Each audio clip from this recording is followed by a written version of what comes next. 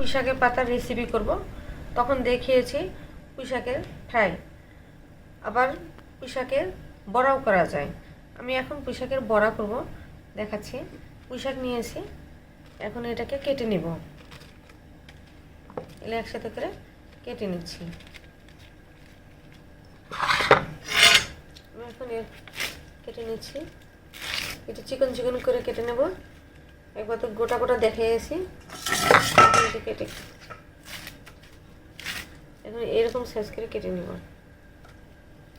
এর জন্য পুঁইশাক ছোট ছোট করে কেটে নিয়েছি। এখন তারপরে মশলা, চালের গুঁড়া এগুলা দিয়ে মাখিয়ে নিয়েছি। এখন এটাকে ভাজবো। চুলায় ফ্রাই প্যান দিয়েছি, তেল গরম হয়ে গেছে, আমি ওখানে এক এক করে দিয়ে দিচ্ছি।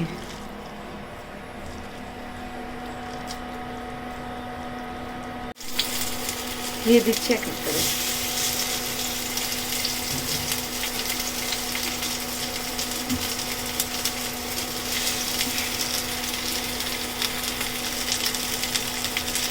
উল্টে দিচ্ছি, এক সাইড হয়ে গিয়েছে, উল্টে দিচ্ছি। পুঁইশাক দেখেন, এই যে ভেজে নিয়েছি, তৈরি হয়ে গেল পুঁইশাকের পাতার বড়া। দেখেন কি সুন্দর বড়াগুলো হয়েছে।